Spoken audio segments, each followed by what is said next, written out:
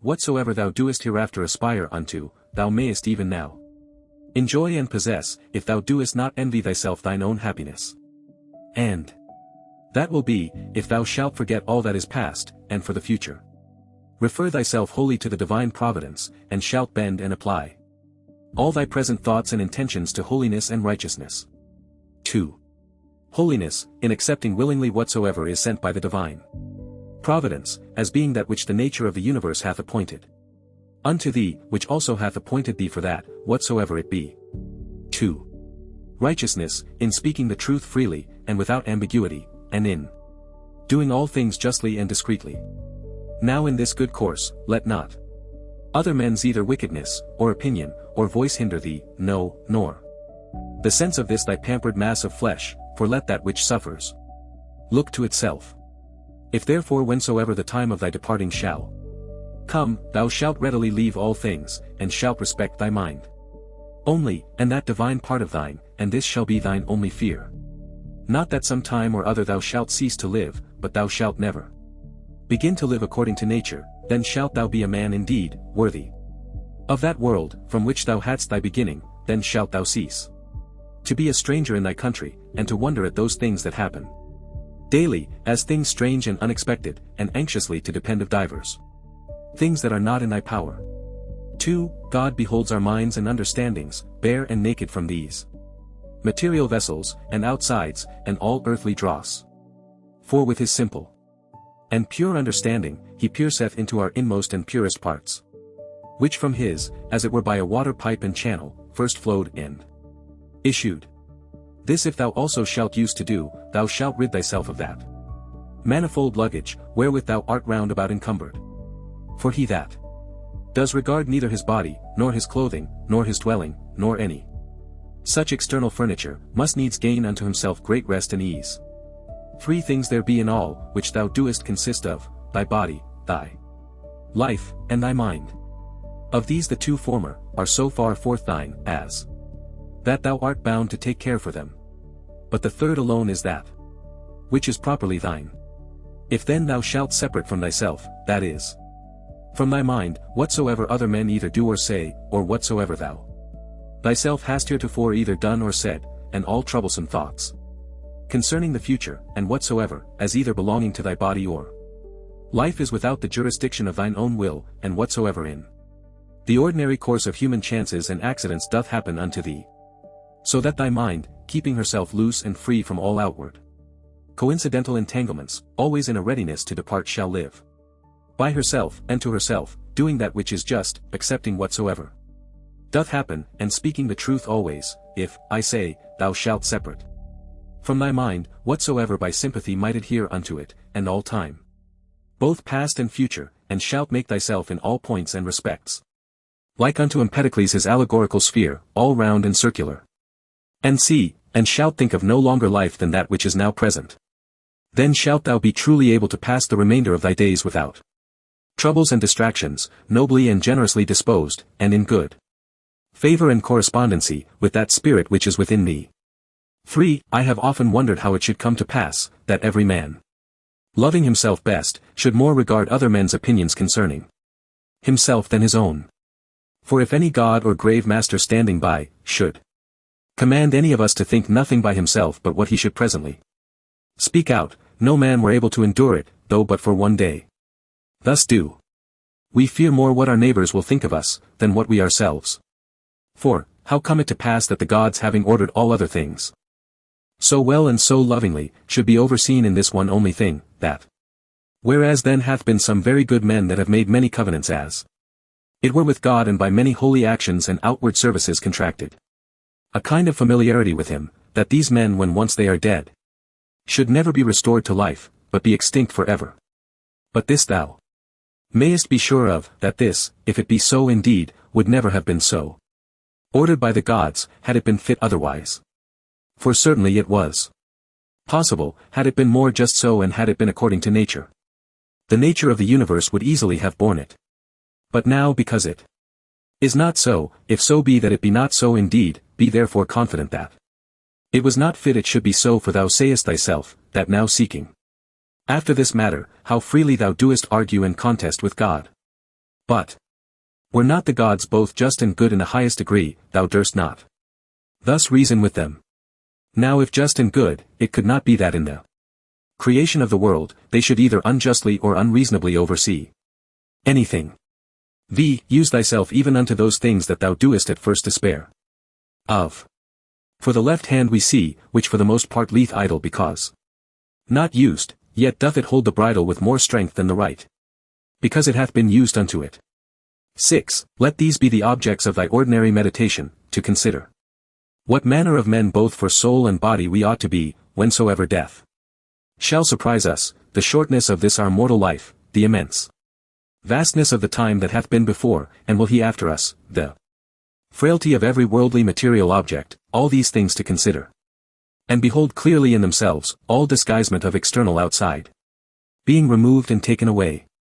Again, to consider the efficient causes of all things, the proper ends and references of all actions, what pain is in itself, what pleasure, what death, what fame or honor, how every man is the true and proper ground of his own rest and tranquility, and that no man can truly be hindered by any other, that all is but conceit and opinion.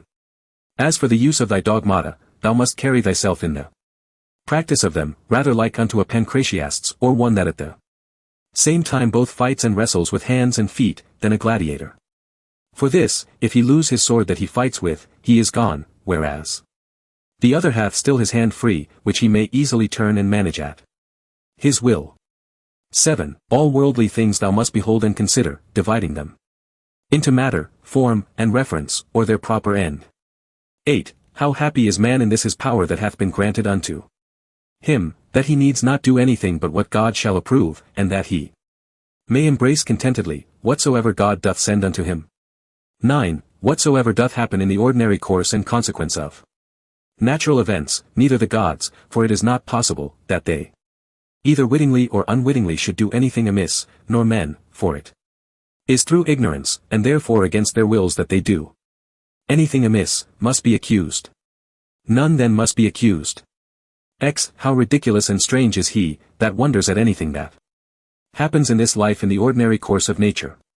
11. Either fate, and that either an absolute necessity, an unavoidable decree, or a placable and flexible providence, or all is a mere casual confusion, void of all order and government. If an absolute and unavoidable necessity, why doest thou resist?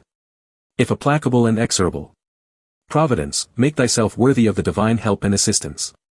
If all be a mere confusion without any moderator, or governor, then hast thou reason to congratulate thyself, that in such a general flood of confusion thou thyself hast obtained a reasonable faculty, whereby thou mayest govern thine own life and actions.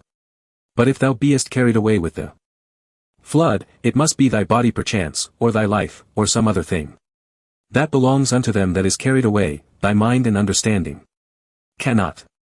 Or should it be so, that the light of a candle indeed is still bright and lightsome until it be put out, and should truth, and righteousness, and temperance cease to shine in thee whilst thou thyself hast any being?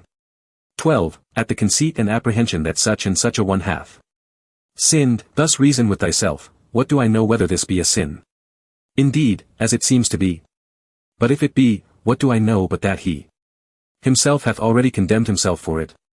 And that is all one as if a man should scratch and tear his own face, an object of compassion rather than of anger. Again, that he that would not have a vicious man to sin, is like unto him that would not have moisture in the fig, nor children to whelp, nor a horse to neigh, nor anything else that in the course of nature is necessary. For what shall he do that hath such an habit? If thou therefore beest powerful and eloquent, remedy it if thou canst. 13. If it be not fitting, do it not. If it be not true, speak it not. Ever maintain thine own purpose and resolution free from all compulsion and necessity. 14. Of everything that presents itself unto thee, to consider what the true nature of it is, and to unfold it, as it were, by dividing it into that which is formal, that which is material, the true use or end of it, and the just time that it is appointed to last.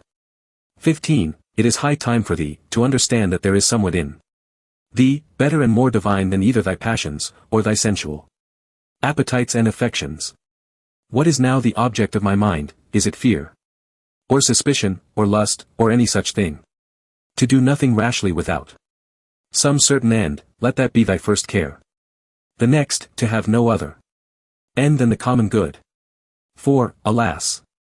Yet a little while, and thou art no more will any either of those things that now thou sayest, or of those men that now are living, be any more.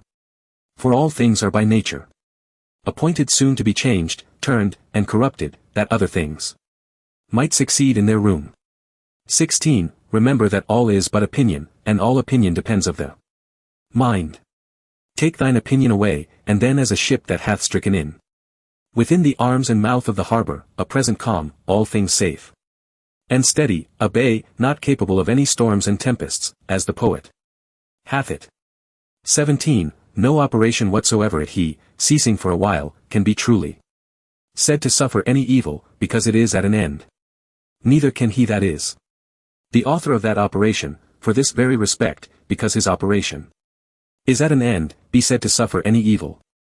Likewise then, neither can the whole body of all our actions, which is our life, if in time it cease, be said to suffer any evil for this very reason, because it is at an end, nor he truly be said to have been ill affected, that did put a period to this series of actions.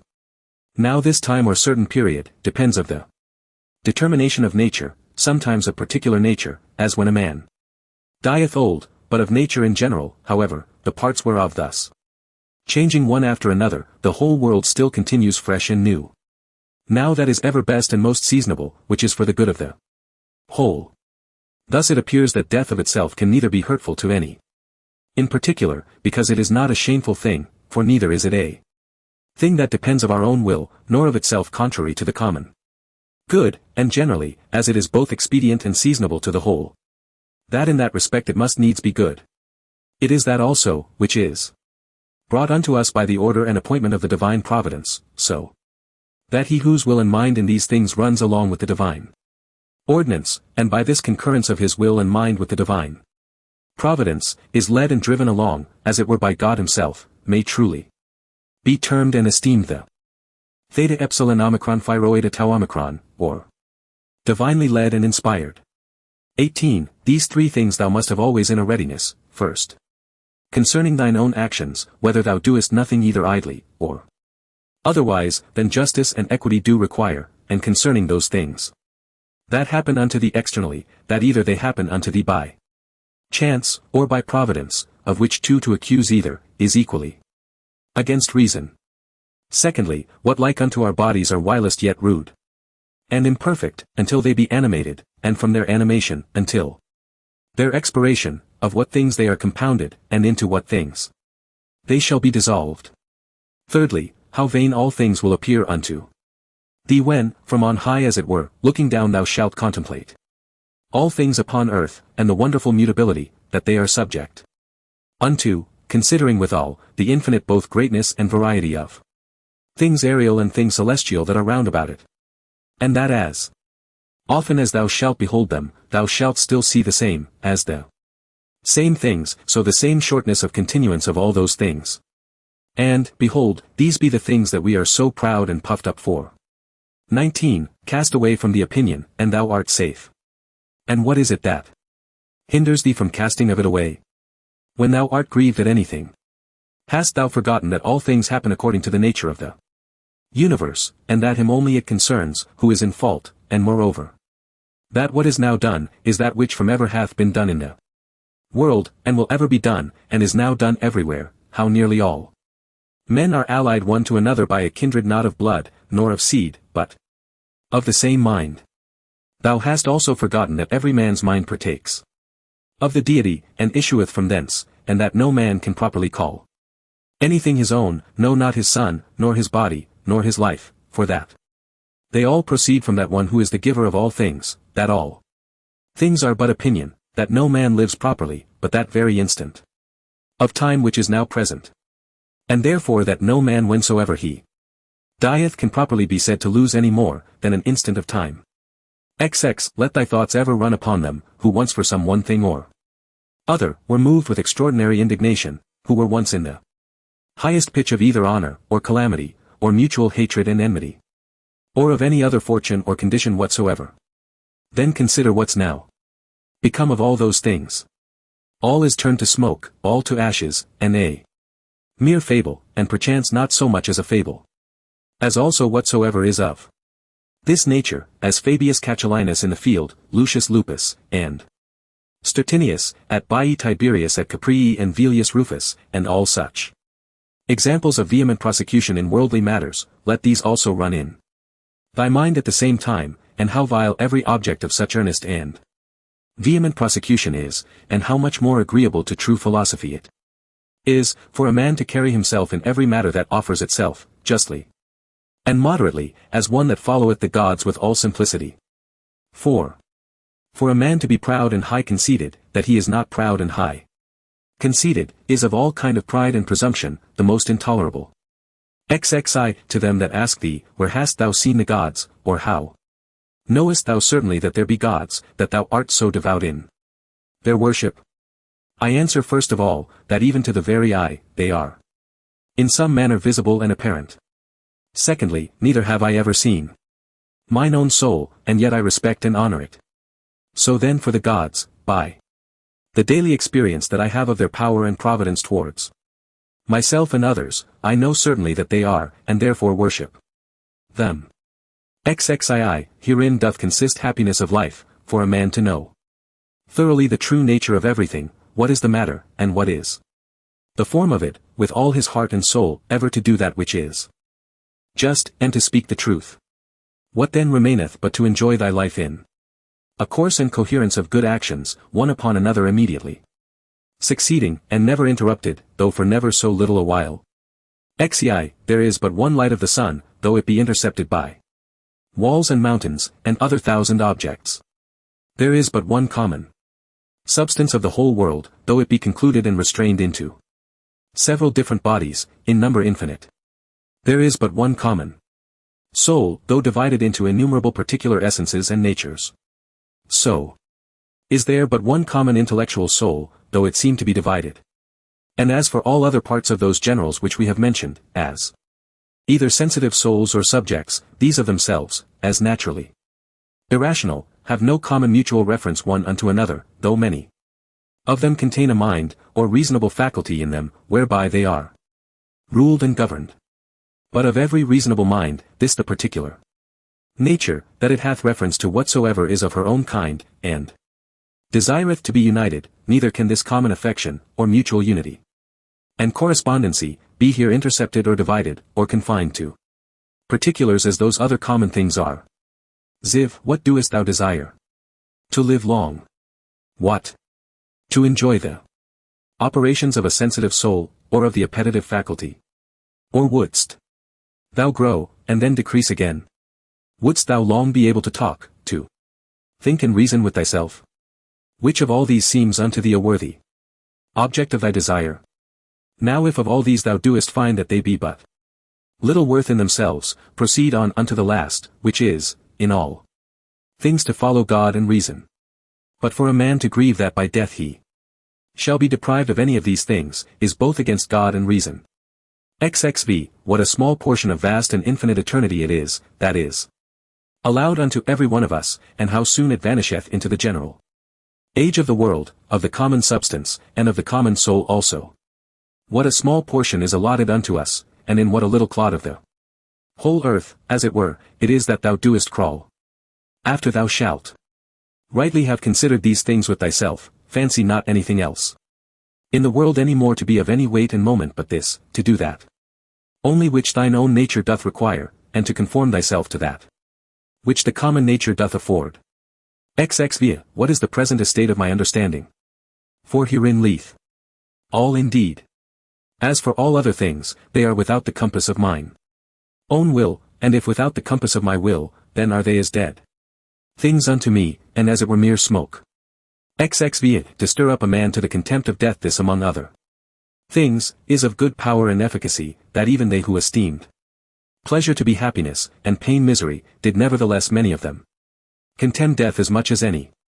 And can death be terrible to him, to whom that only seems good, which in the ordinary course of nature is seasonable. To him, to whom, whether his actions be many or few, so they be all good, is all one, and who whether he behold the things of the world, being always the same either for many years, or for few years only, is altogether indifferent. O man! As a citizen thou hast lived, and conversed in this great city the world. Whether just for so many years, or no, what is it unto thee? Thou hast lived, thou mayest be sure, as long as the laws and orders of the city required, which may be the common comfort of all. Why then should it be grievous unto thee, if, not a tyrant, nor an unjust judge, but, the same nature that brought thee in, doth now send thee out of the world? As if the praetor should fairly dismiss him from the stage, whom he had taken in to act a while. Oh, but the play is not yet at an end, there are but 3 acts yet acted of it. Thou hast well said, for in matter of life, 3 acts is the whole play.